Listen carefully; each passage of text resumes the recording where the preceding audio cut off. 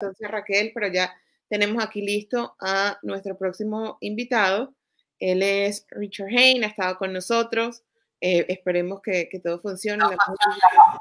¿Me escuchas? A ver. ¿Sí? Te escuchamos, Rick. Ay, menos mal. Ok. Buenas noches. Buenas noches, Carla. Carlos. Hola, Rick. Un gusto. Muy bien. Richard es abogado de inmigración y sin duda alguna es un tema que preocupa a los que estamos dentro de Estados Unidos, pero los que están fuera por diferentes razones, desde tratando de emigrar, desde tratando de venir de visita. Y queríamos pues tocar hoy este tema, ¿qué va a pasar, Rick, si gana uno o gana el otro? ¿Cuáles son tus perspectivas de lo que puede pasar? En el título yo puse algunas cosas. Carla, me pasaba esta mañana que desde la administración de Biden están ofreciendo TPS para venezolanos y nicaragüenses de manera inmediata. De parte de Trump están limitando el número de personas que pueden venir con el estatus de refugiados a menos de 15,000. Entonces, ¿qué crees que pueda pasar? ¿Cómo ves tú la situación como abogado de inmigración? Bueno, si a ustedes les gusta la locura, que voten por Trump.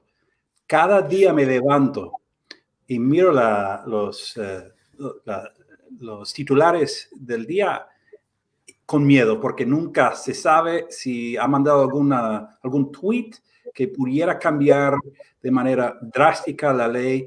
Y en nuestro despacho, cotidianamente, estamos pues batallando y tirándonos de un lado al otro, intentando adivinar los deseos de un tipo loco.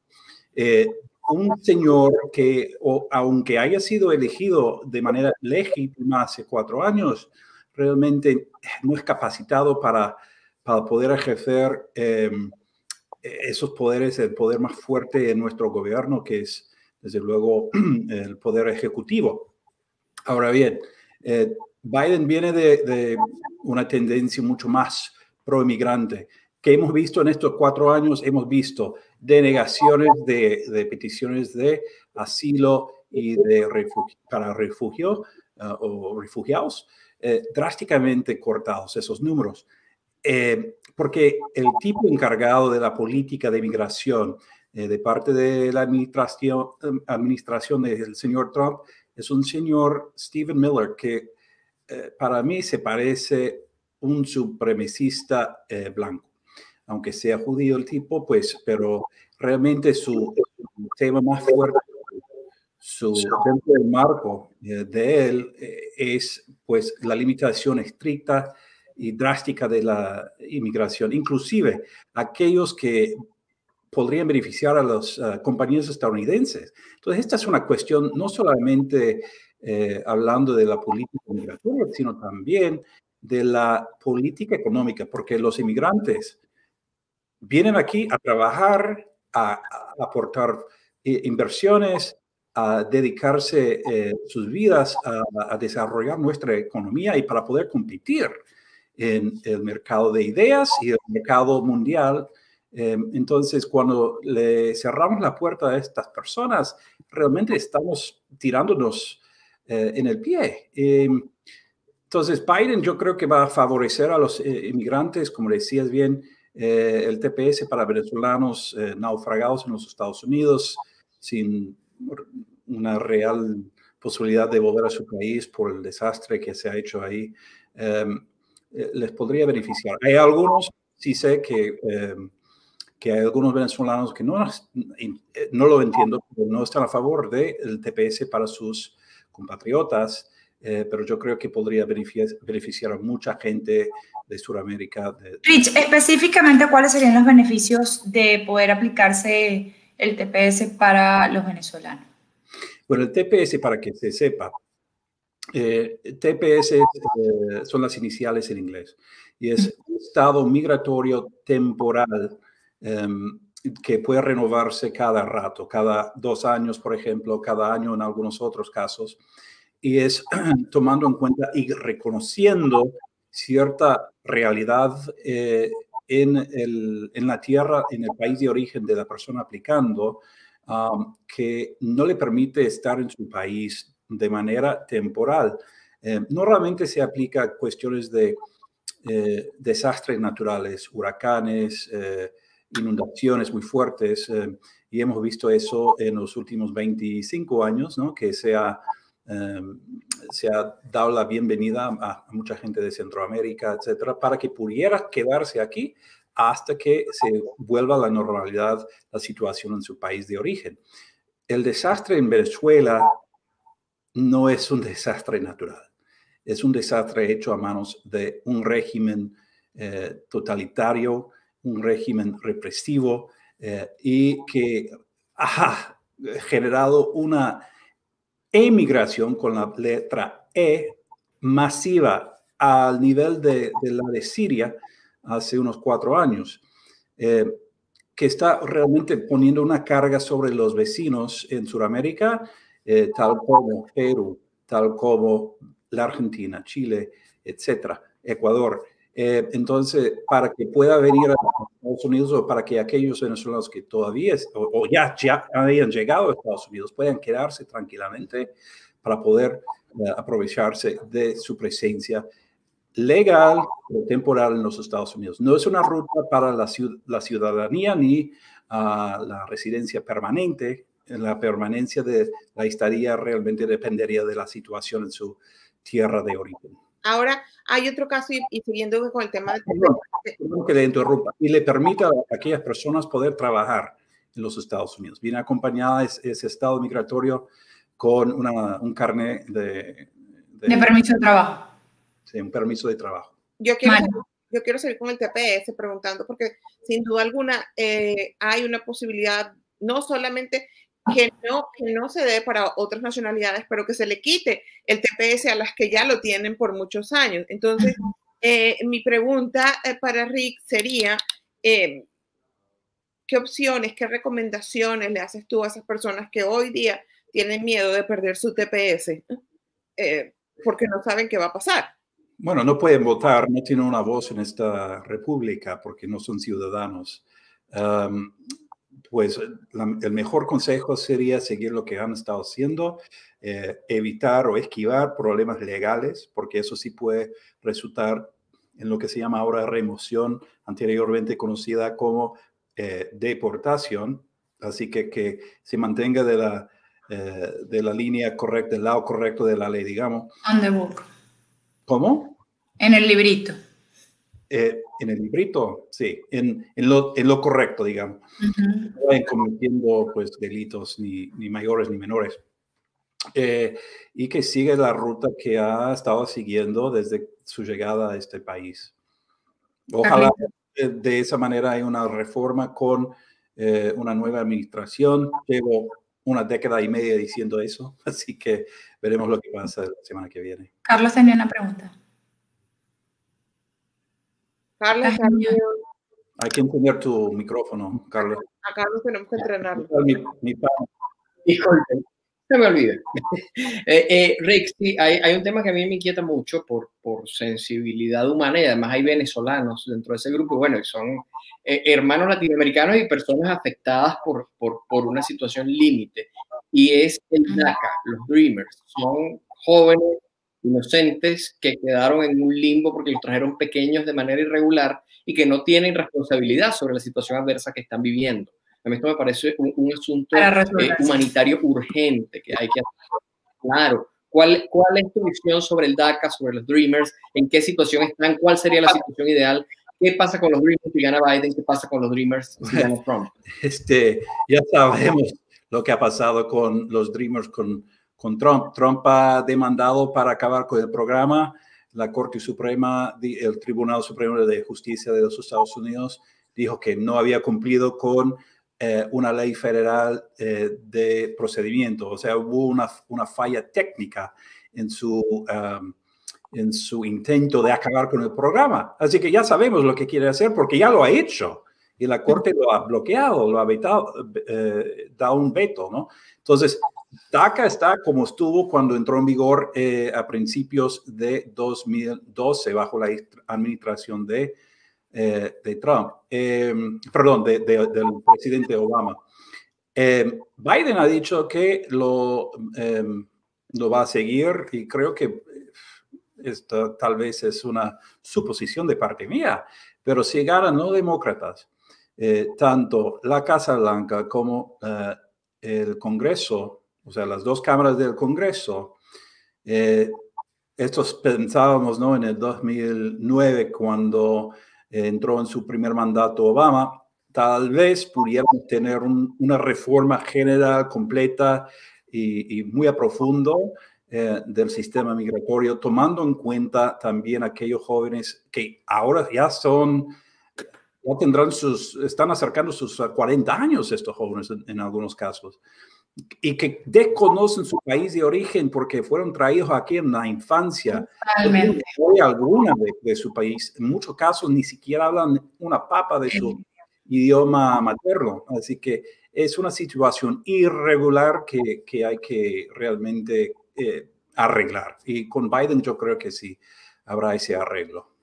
Pero yo voy a hacer como aquí, como la abogada del diablo. Y voy a hacer la pregunta. Voy a hacer siempre la pregunta, Rick, porque tú lo dijiste, Rick. Con Obama tuvieron las dos opciones y no lo hicieron.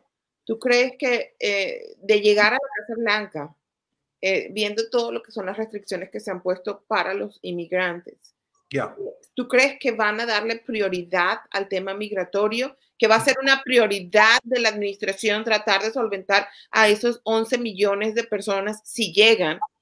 ¿O realmente va a ser solo una habladuría política como hacen los políticos en cualquier proceso electoral? Es una buenísima pregunta, abogado del diablo. Yo creo que dependerá de qué tan fuerte es la votación el día 3 de noviembre. Porque si creemos los pronósticos y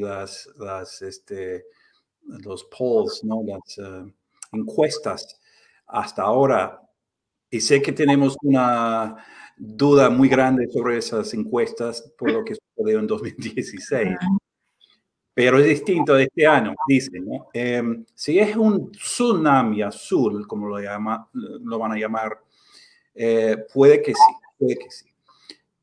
Muchas de las cosas drásticas que ha hecho Trump las ha hecho con órdenes ejecutivas, que no tiene nada que ver con consultar con el Senado, con consultar con el Congreso, lo ha hecho con un plumazo, ¿no? Porque tiene ciertos poderes bajo el segundo artículo de la Constitución estadounidense. Eso se puede hacer con un plumazo adicional el día 20 de enero de 2021, pasado las 12 de la tarde. El señor Biden, si gana Biden, ¿ok? Ahora, tener una reforma general más amplia, eso sí va a tomar tiempo y va a ser un juego político muy fuerte. Yo creo que la primera cosa que tendrá que hacer es tratar con la pandemia, porque eso realmente es tema número uno en las cabezas de todos los ciudadanos estadounidenses. Y puede ser que la inmigración viene siendo 3, 4, número 5, pero yo creo que sí puede armar si se gana la cuestión de la pandemia, puede también ganar, si gana Biden, tendrá en su banco político, digamos, un depósito muy grande de buena fe del pueblo estadounidense que puede entonces ir desembolsando en sus prioridades legislativas. Si me explico así, no de esa manera, para poder entonces tratar de manera correcta y enseguida los temas más importantes de sus partidistas y sus votantes, ¿no? Las personas que le apoyan. Yo creo que desde el punto de vista humano, también Biden es mucho más sano que Trump. Biden reconoce que hay personas que están sufriendo de manera muy fuerte con esta pandemia y que han sufrido muchísimo bajo las normas migratorias de la administración de Trump, que son realmente y por lo menos eso ha sido el discurso que él ha mostrado en todo el proceso de la campaña electoral. Quedan 3 minutos y le voy a quitar la pregunta a Carlos, porque voy a hacer la pregunta que le hemos hecho a todos los entrevistados, incluso en la entrevista anterior. Desde tu visión, tu punto de vista, ¿cómo ves la situación en Missouri? ¿De qué lado están? Lo hemos hecho todos los entrevistados en cada estado que hacemos, le hacemos la misma pregunta. ¿Cómo sientes el caldito?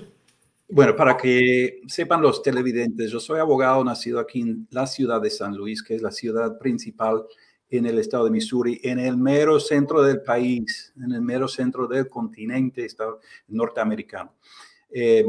Este estado siempre hasta 2004 más o menos ha sido un estado de tirar una moneda, ¿no? Es decir, muchos candidatos venían seguido para tratar de conseguir y cosechar votos en nuestro estado, porque está muy dividido, estaba más bien, muy dividido en cuanto a votos. Los votos urbanos giraban a los demócratas y los votos rurales giraban hacia los republicanos. Y era un empate, dependiendo del candidato, pues siempre elegíamos nosotros el ganador hasta más o menos 15 años. Y ahora pues se ha convertido más de derechas, más rojo en ese sentido, rojo siendo representante en color del Partido Republicano. Entonces el Estado va a elegir a Trump, creo yo, por las encuestas, por la historia desde hace unos 15 años, y porque el voto rural es un poquito más fuerte de manera rutina ahora que el voto urbano. Ahora, si sale todo el mundo en las grandes ciudades que son Kansas City, San Luis y dos más, donde más población se encuentra, puede ser interesante esa noche, pero yo no tengo expectativa de que gane Biden nuestro estado. Rich, siempre para nosotros es un placer conversar contigo y muy nutritivo todo tu aporte, no solamente desde el punto de vista migratorio, sino desde toda la conversación que nos haces llegar y la información que compartes con nuestros seguidores. Para nosotros ha sido un placer tenerte acá hoy. ¿Cómo? Que para nosotros ha sido un placer tenerte acá hoy. No, siempre es un gusto saludarles y hablar de estos temas. Es que me encanta. Gracias. Bueno, María José, Carlos, ya se acercan los minutos, nos despedimos, no sin antes recordarle que si usted nos está viendo vía Facebook, comparte el contenido, si nos está viendo vía YouTube, simplemente suscríbase para que sepa y dele la campanita de me gusta y dele manitos arriba de todo el contenido, y si nos está viendo por Periscope, pues denos RT. Carlos, María José, bonita noche, feliz fin de semana para quienes nos escuchan y nos ven, nos vemos mañana. Nos vemos mañana. Le toca a Carlos, hablaremos sobre esos estados clave y él está en uno de ellos. Sí, señor. Feliz noche y hasta mañana. Te lo cuento News en cobertura especial Elecciones Estados Unidos 2020. Alrededor de 60 millones de latinos viven en Estados Unidos. Consuelo Naranjo desde la ciudad de Salzburgo, Austria, les saluda en conjunto con el equipo de Te lo cuento News Europa. En una alianza informativa entre Argentina, Chile, Costa Rica, Nicaragua, Venezuela y Estados Unidos, les estaremos llevando todos los detalles del proceso electoral. El voto latino se ha convertido en clave en este proceso electoral de 2020 en Estados Unidos. Desde Te lo cuento News les estaremos llevando todos los pormenores y detalles de esta contienda. En Te lo cuento News estamos preparados para llevarte la mejor cobertura en este proceso electoral. Desde la señal de Te lo cuento News estaremos llevándoles detalle a detalle cómo se desarrolla el próximo 3 de noviembre estas elecciones. Estamos siguiendo minuto a minuto todo lo que está pasando con las elecciones presidenciales de los Estados Unidos. Desde Chile estaremos atentos a todas las reacciones que se generen en el Cono Sur por el proceso electoral en Estados Unidos. Para la familia de Centroamérica, los resultados de esta elección influyen en su presente y su futuro. Te lo cuento News. Periodismo veraz e independiente. Acompáñanos en vivo todos los días a María José Ramírez, Carlos Roa y a mí para llevarles con sus impresiones y comentarios ese paso a paso en todas las plataformas de Te lo cuento News. Desde el condado de Broward, Florida, Gabriela Aguilar para Te lo cuento News. Vivian Castillo desde Chile para Te lo cuento News. Desde Houston, Texas para Te lo cuento News, Martín Ramos. Yo soy Yaridis Adrián, desde Washington, D.C. para Te lo cuento News. Desde Managua, Nicaragua, para Te lo cuento News. Y desde Buenos Aires, en Argentina, todo el equipo estaremos muy pendientes para llevarles minuto a minuto cada información. Somos Te lo cuento News.